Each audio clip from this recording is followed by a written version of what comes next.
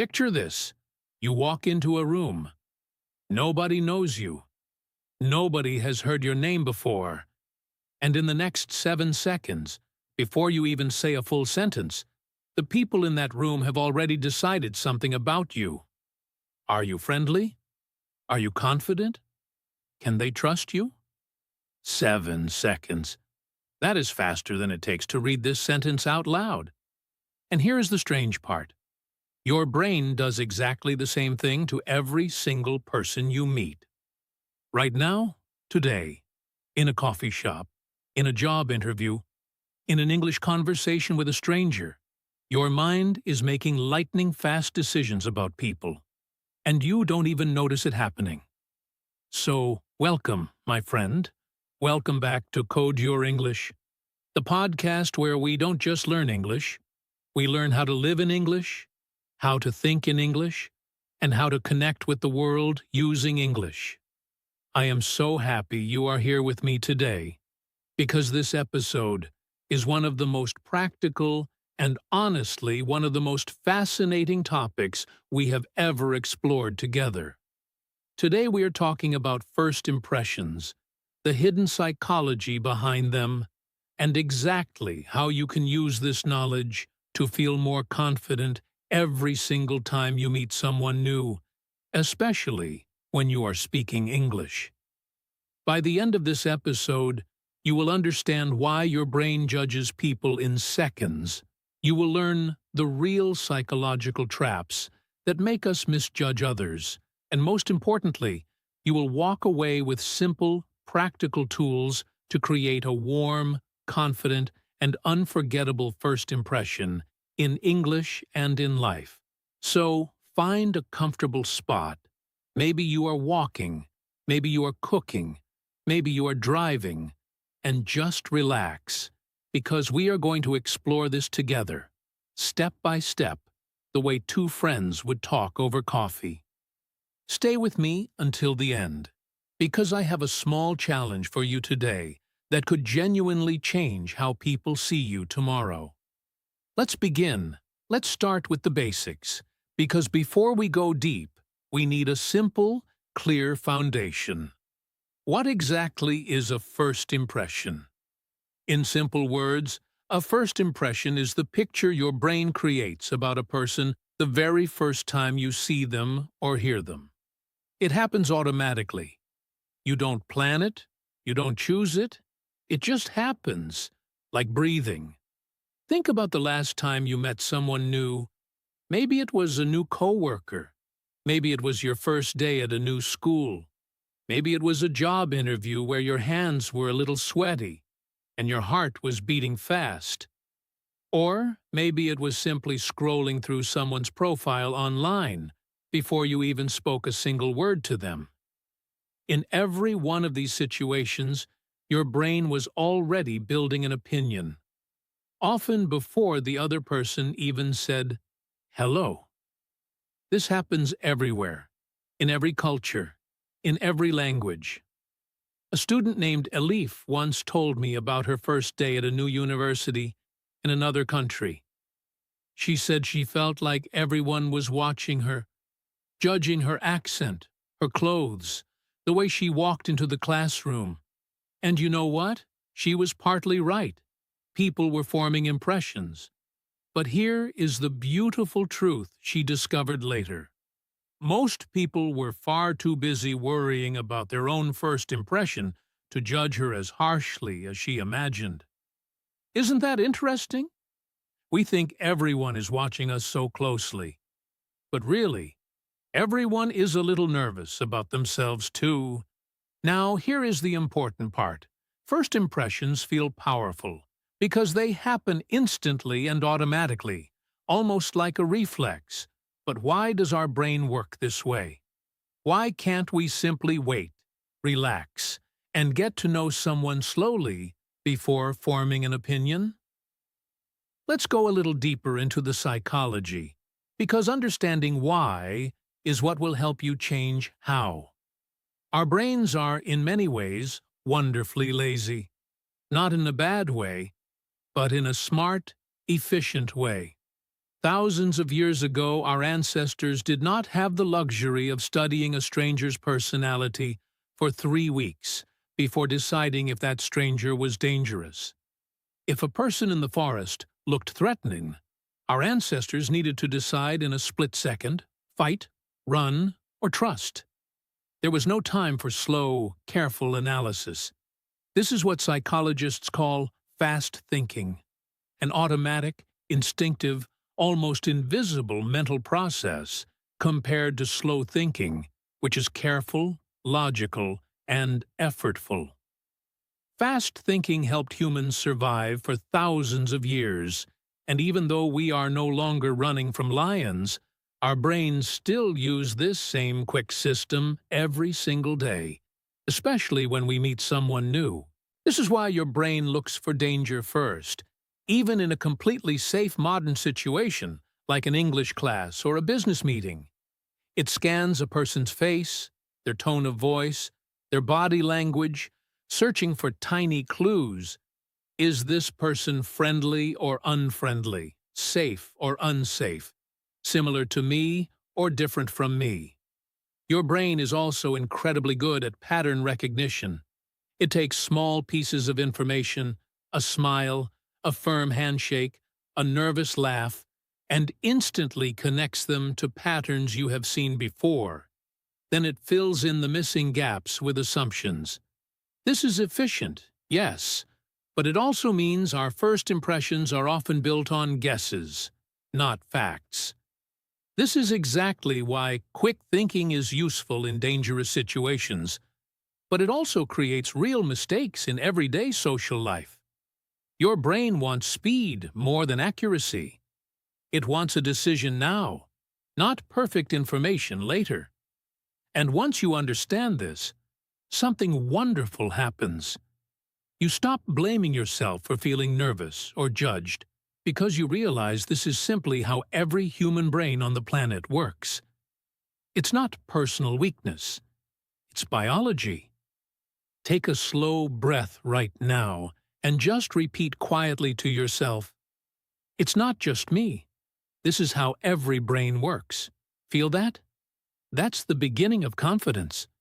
So what exactly does the brain notice first, in those few electric seconds?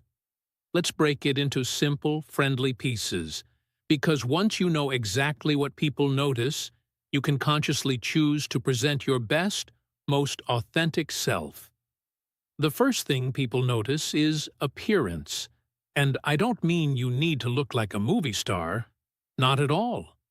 I mean simple things like clean, tidy clothing, basic hygiene, a hairstyle that feels like you, and colors that reflect your personality.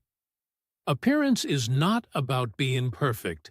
It's about looking cared for and comfortable in your own skin. The second thing people notice, often even before appearance, is body language. A genuine smile changes everything. Eye contact tells people you are present and engaged. A warm handshake, good posture, and a confident walking style all silently say, "I am comfortable here, and I am safe to talk to." The third thing is voice. Your tone, your speed, your volume, all of these communicate confidence or nervousness before your words even carry meaning. And the fourth thing is your words themselves, your greeting, your politeness, your small talk. Finally, people notice your energy. Are you positive, calm, kind? All five of these elements, appearance, body language, voice, words, and energy, work together like instruments in an orchestra, creating one single impression in the listener's mind. Now let's talk about timing, because this is where it gets really eye-opening. Psychological research has shown, again and again, that first impressions form in as little as 7 seconds, and some studies suggest it can happen even faster, in a fraction of a second, based purely on a person's face. 7 seconds. Think about that. In 7 seconds, you can barely finish introducing yourself. "Hi, my name is..." And already, an opinion is formed in the other person's mind. This is what we call a snap judgment. Fast, automatic, and surprisingly resistant to change. Once your brain forms that first opinion, it tends to hold on to it, searching for evidence that confirms it, rather than evidence that challenges it. This is exactly why changing a bad first impression can feel so difficult. But, and this is important, difficult does not mean impossible. We will come back to this beautiful, hopeful truth later in the episode, so keep listening. Now, let's pause for a moment and do something interactive together, because I don't want this to feel like a lecture. I want it to feel like practice. I want you to imagine you are meeting someone for the very first time, right now, in English. Say this sentence out loud, wherever you are. Hi, it's really nice to meet you. Say it again, but this time, imagine you are smiling as you say it, and notice how your voice naturally becomes warmer.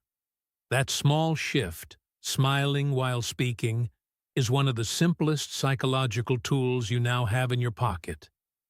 Keep practicing that sentence a few more times today, in the mirror if you can, until it feels natural, not memorized.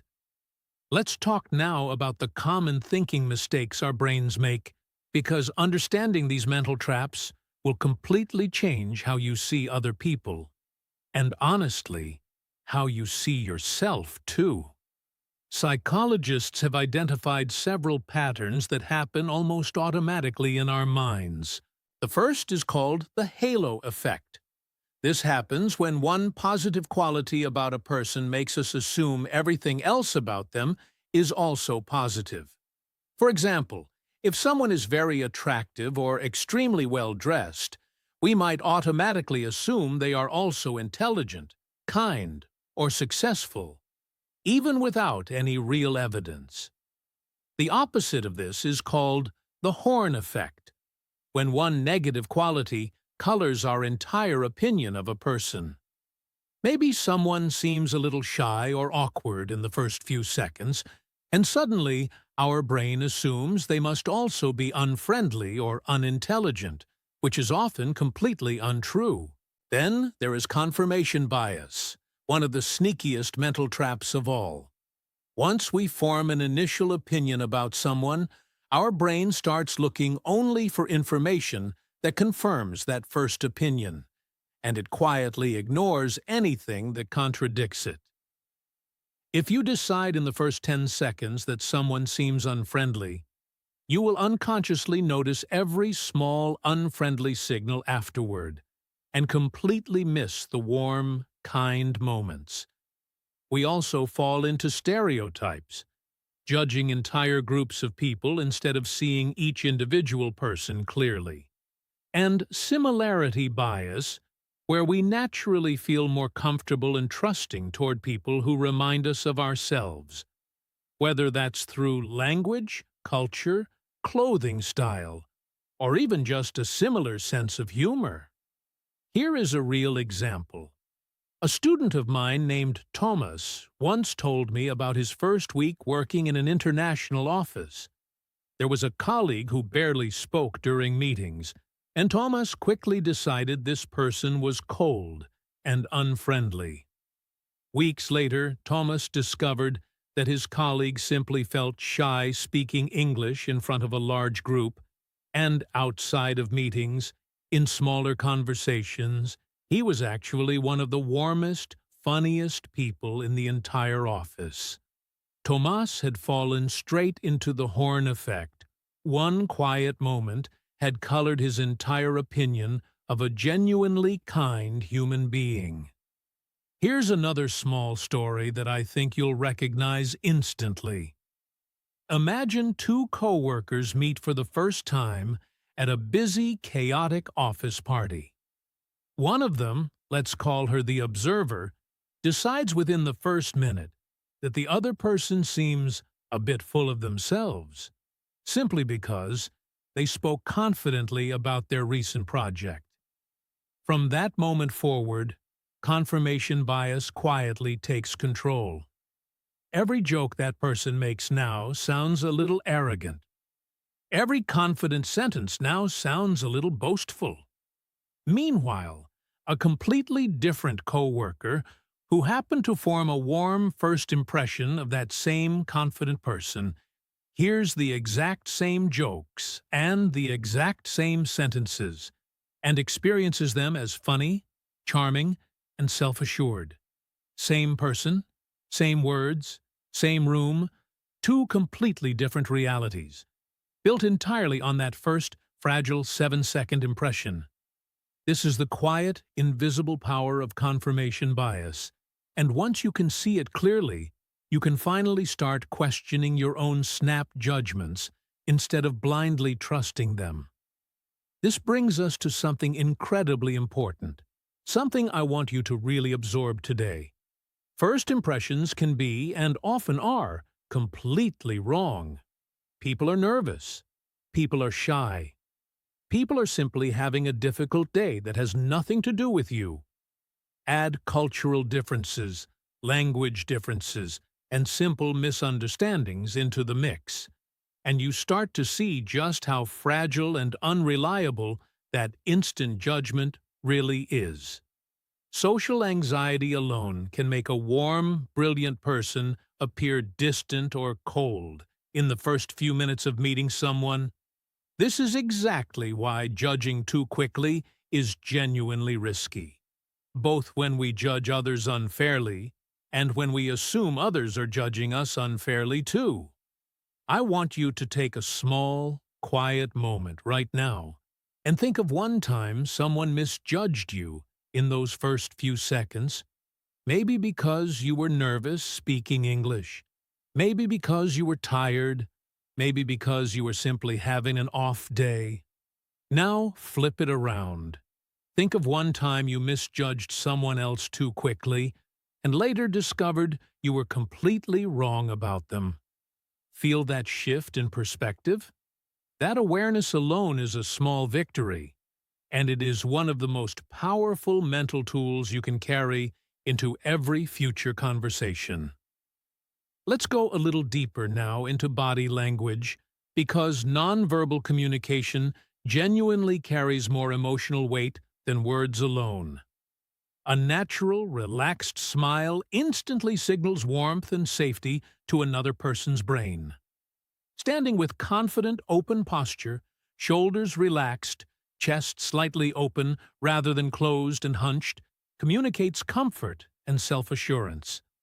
Eye contact, not staring intensely, but warm, natural eye contact, tells someone you are truly present with them. Respect in personal space matters too. Standing too close can feel intrusive, while standing appropriately close feels friendly and engaged. Your facial expressions, your gestures, even something as simple as nodding while someone speaks, all of these silently say, "I am listening. I care about what you are saying." This is what we call listening body language, and it is one of the most underrated skills in all of human communication, in any language. Now let's talk about confidence, because this word gets misunderstood so often. Confidence is not arrogance. Arrogance says, "I am better than you." Confidence says, "I am comfortable being exactly who I am, right now, in this moment." That difference changes everything about how people respond to you. Confidence is deeply attractive to other people, not because it's flashy or loud, but because it feels safe, stable, and trustworthy. And here's wonderful news. Confidence is not something you either have or don't have. It is a skill, and skills can be practiced and built. Simple things create the physical feeling of confidence. Slow, steady breathing calms your nervous system before a conversation begins. Speaking clearly, rather than rushing your words, communicates control and ease. Walking at a slightly slower, steadier pace, rather than rushing anxiously, sends signals of calm self-assurance to your own brain and to everyone around you. And underneath all of these physical techniques lies the deepest one: genuinely believing, even just a little bit more each day, that you deserve to take up space in this conversation, in this room, in this language. Let's pause again for another quick practice moment, because I truly believe learning happens through doing, not just listening. Right now, sit or stand up a little straighter. Take one slow breath in through your nose and slowly out through your mouth. Now say out loud, with a calm, steady voice, "I'm really glad to be here." Notice how your voice sounds different when your body feels different. This tiny physical shift, breath and posture, is something world-class speakers, actors, and leaders use before every important conversation. And now, it's a tool in your toolbox, too. Your voice itself carries enormous psychological weight in first impressions, and this matters especially for you as an English learner. Clear pronunciation matters far more than perfect grammar in those first crucial seconds, because clarity communicates confidence. Speaking too fast often signals nervousness, while speaking too slowly can accidentally seem unsure or hesitant, so finding a natural, comfortable pace is key. Pausing, believe it or not, is a sign of confidence, not weakness. A short pause before you answer shows thoughtfulness, not uncertainty. A friendly, warm tone of voice, even with an imperfect accent, will always create more connection than a technically perfect sentence spoken in a flat, nervous voice. Showing genuine emotion in your voice, warmth, curiosity, enthusiasm, makes people feel your words rather than just hear them. Now, let's connect all of this directly to real life, because psychology means nothing if we can't apply it. Think about first impressions in a job interview, where confident body language and a warm greeting can matter just as much as your qualifications. Think about a business meeting, where your tone of voice can shape how seriously your ideas are taken. Think about dating, where authenticity beats perfection every single time. Think about traveling, meeting new friends, joining online meetings, or simply scrolling through someone's social media before meeting them in person. Every single one of these situations is shaped by the exact same 7-second psychology we've been exploring together today. Let's slow down for just a moment and walk through a few of these situations one by one, because each one carries its own small flavor of pressure, and recognizing that flavor helps you relax into it instead of fighting it. Think about the first day at a new school or a new college. Your palms are a little sweaty, your eyes are scanning the room for a friendly face, and every small decision, where to sit, who to talk to first, whether to smile at a stranger, suddenly feels enormous. That pressure is completely normal. Every single person in that room is feeling some version of it too, even the ones who look perfectly relaxed. Now, think about a job interview. Here, the 7-second rule becomes almost literal. The interviewer often forms a strong impression the moment you walk through the door, before you've answered a single question, based purely on your posture, your greeting, and your energy. This is exactly why a warm handshake, a genuine smile, and a calm, steady, "Thank you for having me," can sometimes matter just as much as your resume. Now picture a business meeting, where your tone of voice in the very first minute can quietly shape how seriously your ideas are received for the rest of the discussion. Or think about dating, where so many people make the mistake of trying to appear impressive rather than simply being present and curious, when in reality, genuine curiosity about the other person almost always creates a stronger connection than any rehearsed, polished performance. Traveling brings its own beautiful version of this challenge, too. When you meet new people in an unfamiliar country, often speaking a language that isn't your first one, and yet some of the warmest, most memorable friendships are built in exactly these nervous, imperfect first conversations. Making friends as an adult, which honestly gets harder as we get older, relies heavily on these same first impression skills. A warm smile, a genuine question, a willingness to be a little vulnerable. And in our modern world, online meetings and social media have created entirely new spaces for first impressions to form, sometimes even before you've spoken a single word, through a profile photo, a short bio, or the tone of a written message. The wonderful news is this: every single one of these situations, from a classroom to a job interview to a dating app, responds beautifully to the exact same tools we've been building together today: warmth, presence, genuine curiosity, and calm confidence.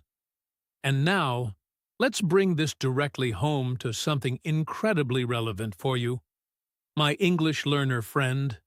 First impressions in English conversations specifically. This is where I want you to really lean in, because this is the heart of why we're here together today. Starting a conversation in English doesn't require perfect grammar, it requires warmth. A simple, genuine greeting. "Hi, how are you today?" said with a real smile, creates more connection than a grammatically perfect sentence said nervously and quietly. Introducing yourself confidently, even with simple words, "Hi, I'm your name. Nice to meet you," said clearly and warmly, leaves a wonderful impression. Small talk is your secret weapon. Simple questions like, "How was your day?" or "Have you been here before?" show genuine interest and instantly build connection. Asking questions and truly listening to the answers, rather than just waiting for your turn to speak, is one of the most attractive qualities a person can have in any language. And ending conversations politely, with a warm, "It was really lovely talking with you," leaves people with a positive final memory, which, as we learned earlier, tends to stick. I know so many of you listening right now carry a quiet fear about speaking English, a fear of making mistakes, a fear of your accent, a fear of imperfect grammar, a fear of being silently judged. I want to gently, but honestly, tell you something today. Native speakers, in almost every real situation, care far more about genuine communication and connection than they do about grammatical perfection. Think about it from the other direction for a moment. When someone speaks to you in your native language, with a foreign accent and small grammar mistakes, but with warmth, effort, and genuine kindness in their eyes, do you judge them harshly? Or do you feel touched that they are trying? Exactly. People extend that same grace to you far more often than your anxious mind imagines. Every single conversation you have in English, even the imperfect ones, especially the imperfect ones, is building your confidence brick by brick.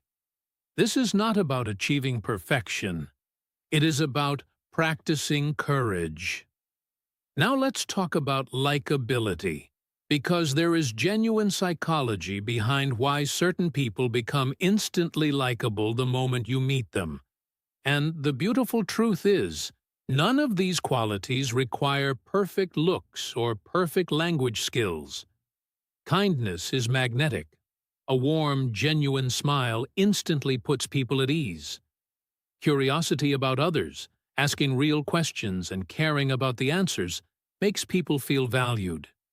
Respect and active listening, truly listening, rather than simply waiting to speak, is deeply rare and deeply appreciated. Remembering someone's name and using it naturally in conversation creates an instant, subtle bond. Showing appreciation, A simple, genuine thank you or I really enjoyed talking with you leaves people feeling good about the interaction. And above everything else, being authentic, being genuinely yourself rather than performing a version of confidence is ultimately what people remember and trust the most. So let's bring this all together now into something practical, something you can actually use starting today. Here is how you create a genuinely excellent first impression, step by step. First, prepare a little before meeting people, even mentally. Take one breath. Remind yourself you are simply here to connect, not to perform. Dress in a way that feels appropriate for the situation and comfortable for you. Smile, genuinely, not forced. Use people's names when you learn them. Listen carefully, more than you speak. Speak clearly, at a natural, unhurried pace. Ask questions and show real curiosity about the answers. Show quiet confidence through your posture and your breathing. Stay positive, even if you're nervous inside.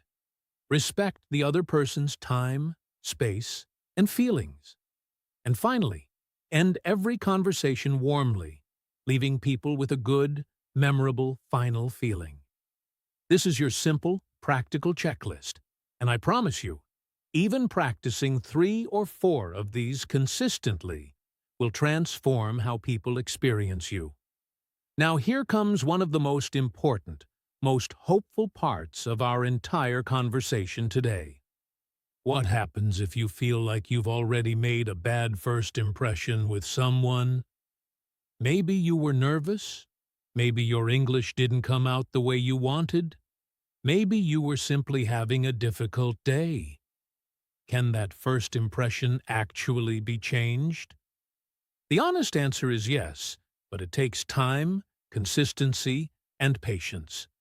Trust rebuilds slowly, through repeated kind actions, not through one single perfect moment.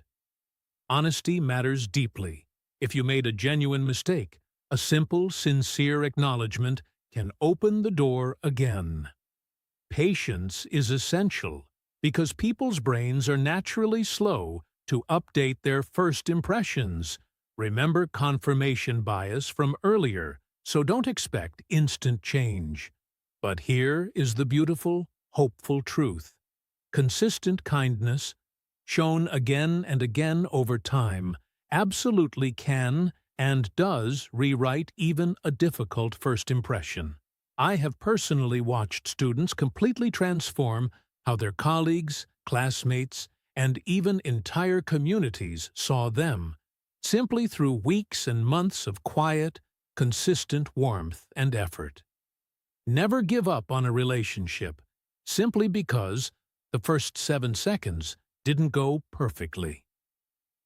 Now let's talk about something that extends far beyond just one single meeting. The daily habits that genuinely improve your first impressions over time, in life and in English.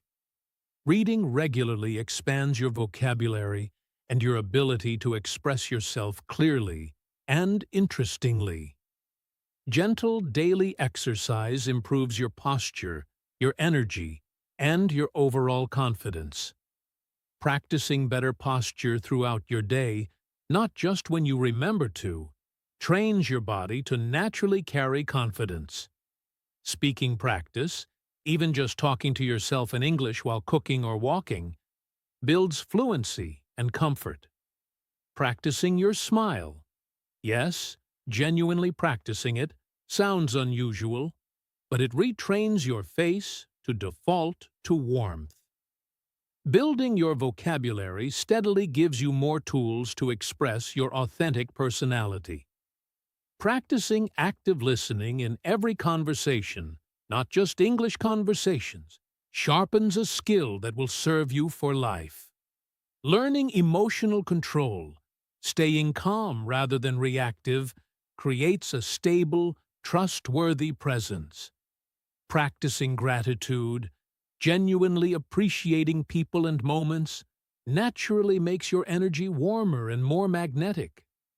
and building small daily confidence habits, celebrating your small wins, speaking up a little more each day, compounds into real, lasting transformation over weeks and months.